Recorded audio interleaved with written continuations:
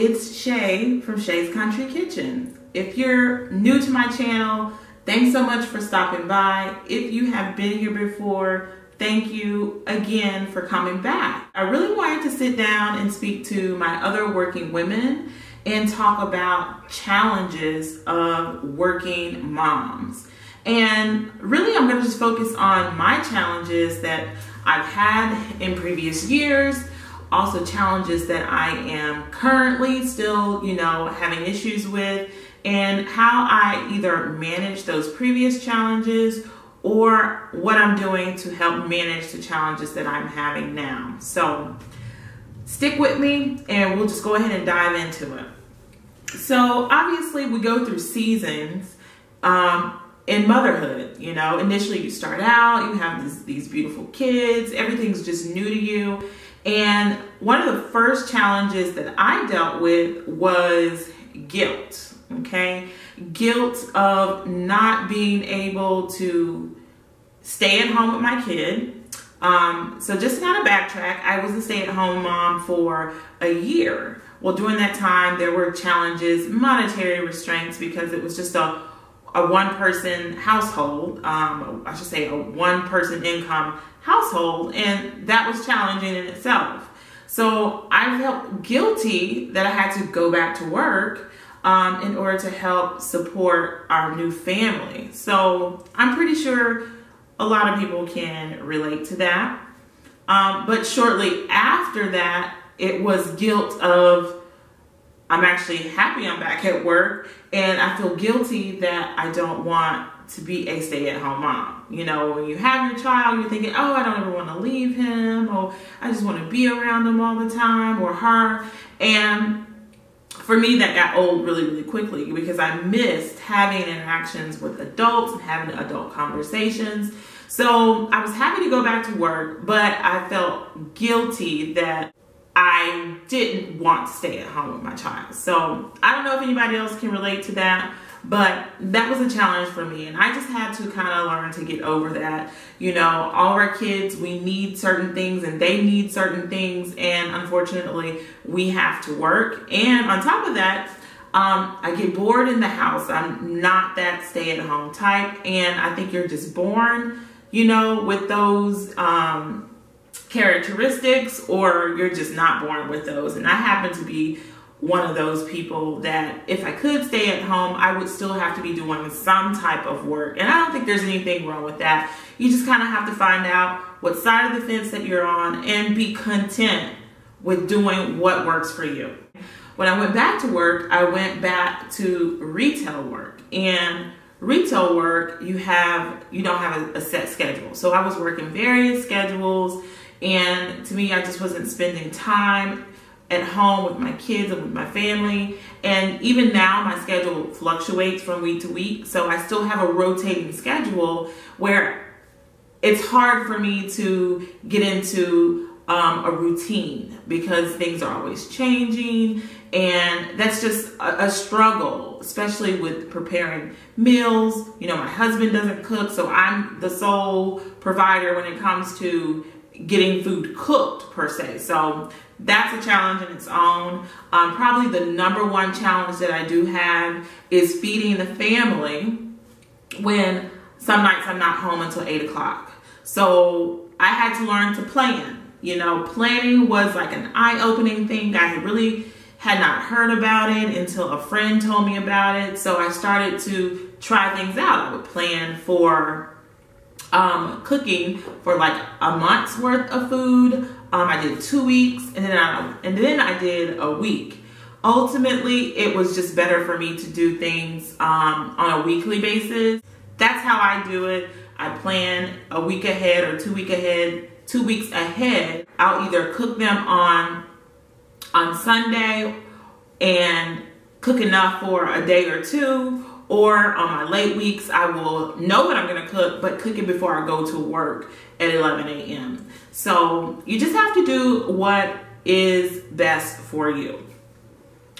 Another challenge that I really feel like we all participate in, and that this is like a major challenge for all working women. So our number one challenge is comparing ourselves to other working women. We've got to stop it, okay? We have got to stop it. Everyone is different. Everyone has different monetary restraints. People live in different areas. They have access to different things that others do not have access to. We cannot compare what goes on in our household with someone else's household. And it is very, very easy to do. I have done it. I find myself like slapping myself on the hand. Shae, don't do that, okay? Because the grass is not always greener on the other side. You have to do, I have to do what is best for me and what works for my family. And women, we can't judge other women that have different lifestyles or are able to do things that we are not able to do, and it's okay. It's okay. I'll take breastfeeding for example.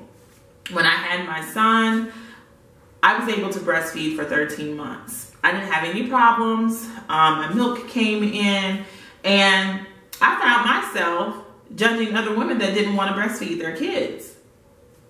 I know it's wrong. It is very, very wrong. But you fast forward to my daughter, I only breastfed her for 4 months. Why? Because my blood pressure was through the roof, and the medication that you take when you're breastfeeding, it just wasn't controlling it. So I had to come off of it for my own health in order to, you know, take care of myself so I can take care of my child, right? So women, we can't do that. You know, you don't know what other people are going through, and it's okay if somebody wants to breastfeed, somebody doesn't want to breastfeed, or if somebody wants to feed their kids organic food and the other person does not want to feed their kids organic food, guess what? It's okay, because everybody's different, and you do what works for the four walls of your home. And that's something that I've had to learn, to be grateful and to be accepting of what God has given to me. And I really, really hope other working women out there are able to shed off some stress and shed off some guilt and just accept the way things are, okay? Until you're in a better situation, or until, you know, your needs may change and you're able to do something a little bit different. But just don't compare. That's just something that's just not ever healthy. One of the challenges that I dealt with early on with being a mother is financial challenges, okay? I think we all go through our own, you know, financial challenges, whether it be, you know, when you're first starting out, or things happen and your income changes and it decreases. But everybody has their own specific financial challenges where you're not able to do what you want, or you're not able to do what you used to be able to do. So one, I had to be accepting of those changes and make it work. You know, how do you make it work? You make a budget, you stick with the budget. And actually, I would say early on, when we didn't have as much, it was easier to make things stretch because there was no leeway. There wasn't going out, or, you know, if you didn't feel like eating something, if you didn't just go to the store and buy it. No, you had to eat what you had, and that was it, you know. So if you knew we were going to spend something that shouldn't be spent, you know, a bill wasn't going to get paid. So it was easier when there just was no wiggle room in the budget. You know, as things change and we become a little bit more financially stable, that's when it becomes harder to stick to that budget. So a challenge for us was that we had to learn how to budget. And this is something actually I'm still working on. Budget and sticking to the budget and planning. All of those kind of go hand in hand. And it can be very difficult to do at times because you're really fighting your head. It's like, oh, I wanted that kid in the kitchen store. I wanted. You have to learn how to control your emotions in order to get what you want, or to stay within the means that you want, or stay within the means that you do have. Also, I went through a point early on where I just didn't think I was good enough. I wasn't a good enough mom for my kids. So kind of just to backtrack a little bit, So fresh out of school, college that is, I was working a job, but I was pregnant. And when I left that job to have the baby, it was around the time where the economy was kind of, starting to plummet, and the jobs just weren't there. So they actually eliminated the position that I was working in on my maternity leave. I wasn't able to go back to my place of employment after I had my son. So getting back into the job market was really, really difficult because I wasn't getting any feedback. So that really played a major part on my psyche, because it started to make me feel like, I wasn't good enough, or I didn't fit into the workplace. And that really just started to play out in my everyday life. I started second guessing my choices that I was making with raising my child. Even when I did get another job, it still wasn't the job that I wanted. So then I started to think, well, I just am, I don't know what it is, but I just didn't feel like I fit in anywhere. Like I didn't fit into any particular market, and no one was calling me back. So I'm like, oh my goodness, I can't even get a job, or the right job in my mind, what the right job is, which is another issue. I was blessed to have a job, and that should have been good enough, but it just started to play out. And even now, that really is something I still struggle with being confident and accepting of what I do have, and how blessed I am to be in the position that I am. Even though I'm not where I want to be, there's still a blessing in that. So for you other working women out there that may be struggling internally with, being self-confident, there is resolution. You really, really, really have to find a way to pick yourself back up. And that's where I am at this point in time. I am finding ways on how I can overcome the challenge that or how I can overcome the damage that I have done to my mental psyche over previous years, and how I can restore that. So what I currently do is, I have devotion every single morning. I read my Bible and I pray, and I'm really just asking for guidance on, what it is that the Lord put me on this earth for. Like, what am I here for, and how do I get there? Being positive, saying positive things to myself. You are beautiful. You are good enough. You have everything it is that you need in order to succeed, whatever that may be. Getting in front of the mirror and really restoring the confidence that I have, or the confidence that I think I once had that just kind of diminished over the years. So I'm really, really getting there, or trying to get there, to make sure that, I'm able to build myself back up so that I'm able to build and encourage my kids so they don't kind of fall into the same situation.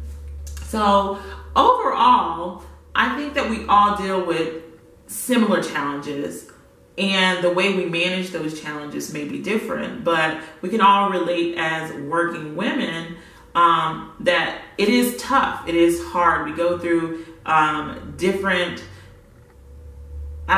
peaks and valleys in motherhood. You have your high points, you have your low points, and a lot of that in-between area as well. So I really, really hope that this helps you relate that we are all in this battle together. Like, there's no perfect way to be a working mom, but there's definitely different ways on how you can succeed at being a working mother, and just accepting what it is that you have that makes you unique to your family. Because guess what? They love you no matter what weight you are, no matter how old you are, no matter how smart you are. Your family, your kids, your husband, your mother, your father, they all love you just the same. And that's something that I am truly, truly happy about. There's no judgment from the family as I work through my own imperfections and how I am accepting those imperfections. I really hope you guys relate as other working women. Please leave any comments below, any questions that you may still have, any additional videos that you would like to see me speak about. Thank you so much for stopping by Shae's Country Kitchen. Please don't forget to hit the subscribe button. And again, please leave a comment below if you have any additional questions. Bye-bye.